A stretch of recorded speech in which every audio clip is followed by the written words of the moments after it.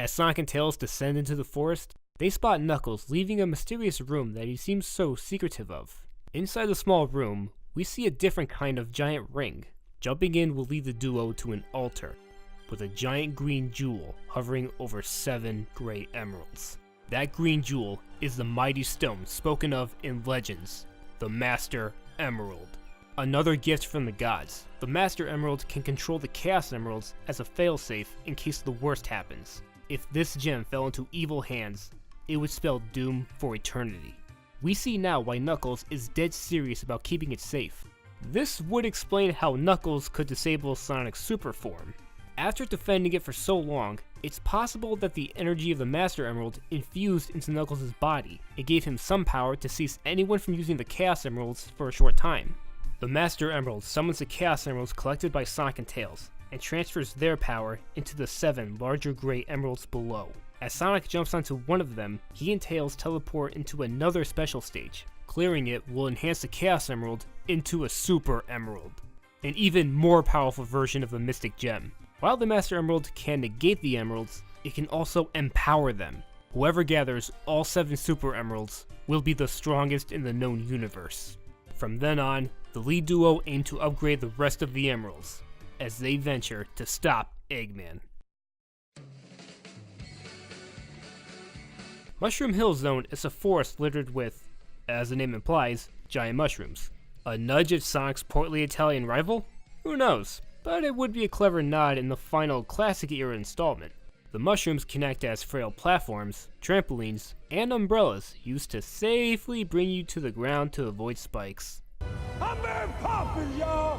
Act 1 has a spring setting, and as soon as you reach Act 2, Knuckles will send you to the fall setting, and by the end, you're in a winter setting, all thanks to Eggman's weather machine that has an unspecified purpose. The mushrooms will change color depending on the weather, and that is some attention to detail. This stage is much easier compared to the earlier few since it technically is the first section of the standalone Sonic & Knuckles, but as the complete game, it does disrupt the flow for me. Games should become increasingly harder as you progress more, building a challenge. Depending on how you look at it, is either a good start or kind of a mellow turn. After destroying the weather machine and driving Eggman out of the woods, Sonic and Tails hop on board Eggman's massive airship. Taken back to the skies, we've infiltrated the daunting Flying Battery Zone. This is the same warship that tried to bomb Sonic and Tails back in Angel Island Zone, even though it looks different, but officially it is the same. Now we have the opportunity to pay it back. An exciting airship stage with a twist of revenge. The mechanisms throughout the stage will try to crush the two, like flamethrowers, wall-crawling badniks, magnetic mace balls, and deceptive traps posing as animal capsules. In the lower level of Act 2, we see animal capsules in the back, stored in assembly lines. There's a callback to Metropolis Zone with the coiled tubes that you can run through, but it doesn't have any in the background that you can't take your eyes off of. Are you speaking to me? Moving on. The Act 2 boss fight starts off as a callback to Wayne Fortress Zone, with Eggman trapping you in a small space and firing you with a megaton laser. Only this time, he left out the moving platform. When it looks like you're done for, Eggman inadvertently destroys what I assume is the core engine, as the entire airship begins to self-destruct. Might not be the best idea to fire a laser inside of your ship. Set up all cannons and flamethrowers inside the ships! I repeat, aim inside the ship! So if Mario is inside, it may be hurt! Understood. Okay, man, stop!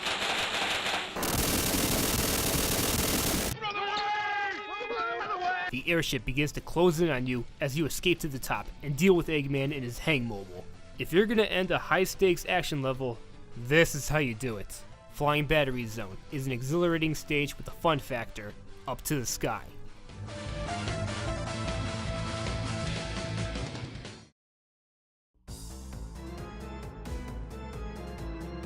After sending the warship crashing down, the lead duo land into Sandopolis Zone. Here's some funny trivia. Originally, Ice Cap Zone was meant to succeed Flying Battery Zone. When Sonic hops out of the airship, he would use its door as a snowboard. Unfortunately, it was scrapped, but we'll see that resurfaced in a future game. The first, ancient Egyptian themed stage features sinking pools of quicksand, robotic scorpions, and giant sandworms.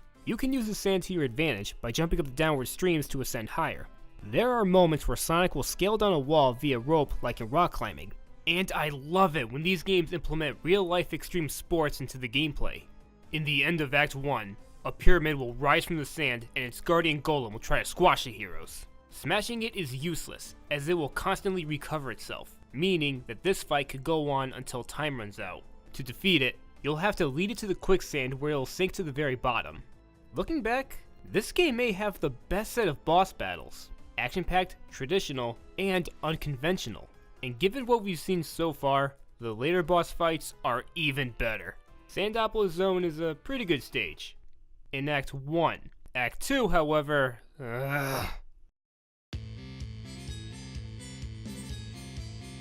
So, in Act 2, you enter the maze-like pyramid riddled with switches to open pathways and light switches to repel killer ghosts called Hyodoro.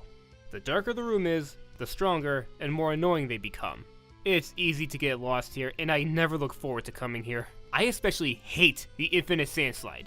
Out of all the things from the original you want to reference, why that portion of Labyrinth Zone? Just why?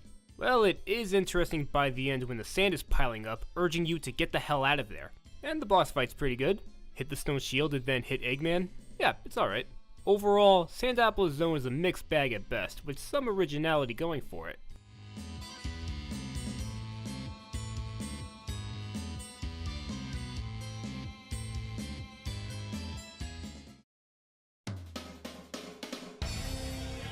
During the second half of their excursion, Sonic and Tails have successfully upgraded all 7 Chaos Emeralds into Super Emeralds.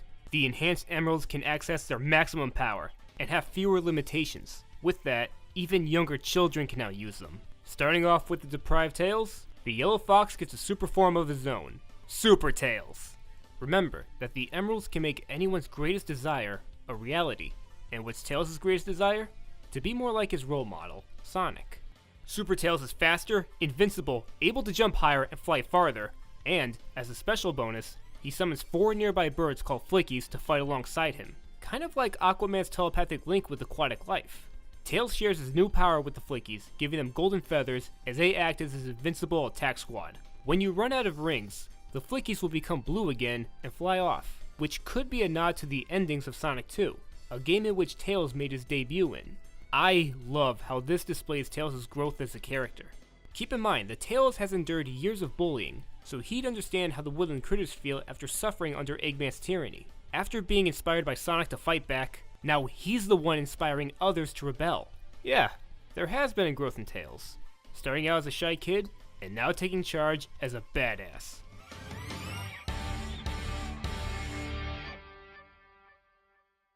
As for Sonic, the Super Emeralds enable him to undergo a new transformation, one that transcends Super Sonic.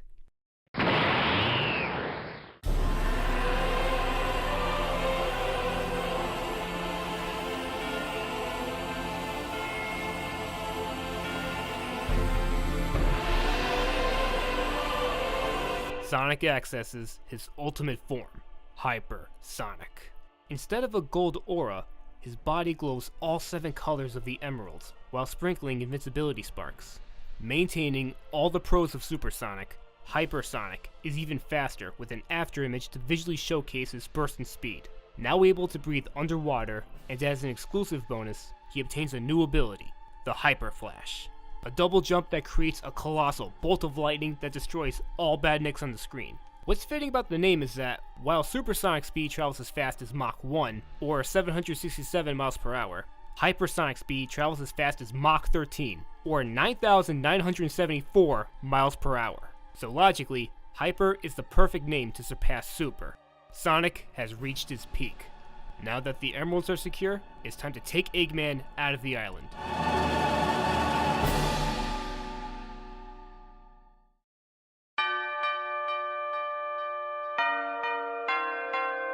Following the pyramid, our heroes burrow into the underground volcanic mines of Lava Reef Zone, complete with pools of lava, spiked platforms, fireball shooters, and poisonous fog emitters. This is the most dangerous stage in the entire game, and one of the longest. Switches and lifts are used to get past the mines, and the flame shield is a must to protect yourself from the lava. The Death Egg can be seen in the background. Following its fall back in Launch Base Zone, we're getting closer to the final battle. The boss fight in Act 1 is mostly unseen, save for a couple of metallic tentacles and a giant robotic hand that attempts to crush you. What does the rest of this robot look like? We may find out soon enough.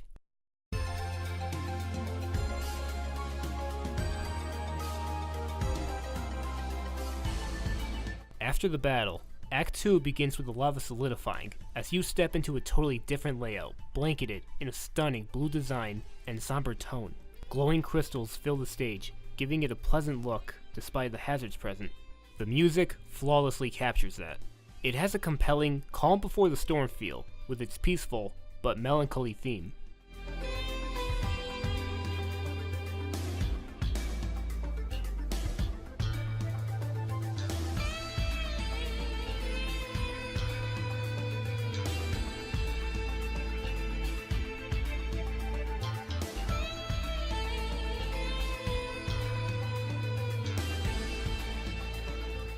This is undoubtedly my favorite stage in the game, and its theme music is my favorite as well.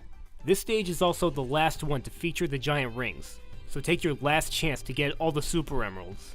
Further down the caverns, we see the Death Egg up close, followed by Knuckles getting in the duo's way yet again, as he punches a boulder down on them, sending the two to the bottom of the volcano, where they encounter Eggman in his Hotmobile, equipped with heat-seeking missiles used to kill Sonic and Tails in their tracks.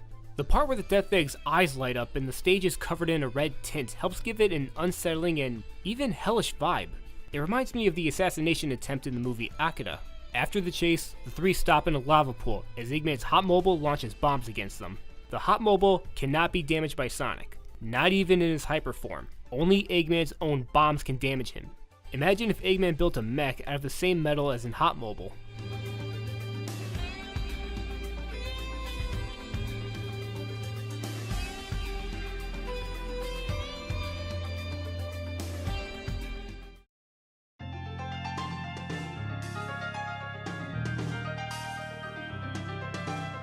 After the volcanic mines, Sonic and Tails enter the sacred, hidden Palace Zone. The shortest stage by far features no badniks, nothing but the remains of a once lively temple. With its empty corridors and hollow nature, we can't help but feel some sadness for the lost people of this island. Subtlety like that speaks volumes for this game. Using an ancient teleporter, Sonic shoots his way up to another level, where we see the Death Egg still burrowed underneath. By the end, we advance to Knuckles, who's ready to settle this once and for all. Knuckles shares the same core abilities as Sonic, such as the spin jump and the spin dash, but he also has his own move, gliding. And with his, Knuckles ahead of him, he's like a flying sword. Not even the insta-shield can protect you. And don't bother using the spin attack, he'll just block it. While he's gliding, aim for his open stomach or wait till he lands to attack. If you confront him as Super Tails, the Flickies won't attack him. You'll have to walk up to him or attack him yourself for them to strike. It's a concise way of saying that Tails doesn't want to fight Knuckles. During the fight, we see a mural in the background displaying a prophecy predicting a blue warrior in a golden aura battling a dragon who is in possession of the Master Emerald. After thousands of years, the prophecy will become a reality. After Knuckles' defeat, the palace begins to crumble as the Echidna rushes off to the altar as Eggman steals the Master Emerald. Much to Knuckles' dismay, he wastes no time in trying to stop Eggman. And reminiscent of Sonic CD, where it was optional for the player to try to rescue Amy from Metal Sonic, you're free to join in. This shows how mature Sonic and Tails are. While Knuckles has been a pain in the ass for them, they know where he's coming from, and of course they're willing to help. Regardless, Eggman electrocutes Knuckles and runs off with the sacred gem. Without the Master Emerald in its altar, Angel Island loses its power, and will remain on the ocean surface forever. With the sacred jewel in his hands, Eggman can use the Master Emerald to power up the Death Egg and take over the world. And here is where we come to the big turning point. Knuckles realizes he's been on the wrong side, and in an act of redemption, aids Sonic and Tails by leading them to a grand teleporter that'll warp them up to Eggman. We've never seen something like this in a Sonic game before, where a character goes from an enemy to an ally. Turns out Knuckles really is like the Green Ranger.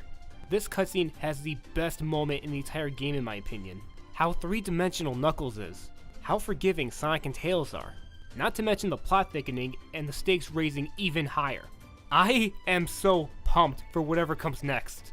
I always loved these three as a trio, and it's so rewarding to see how it all started. But they're not exactly friends yet, just on good terms. And in order to save the Earth, they'll need to be. Alright, let's beam up and finish this.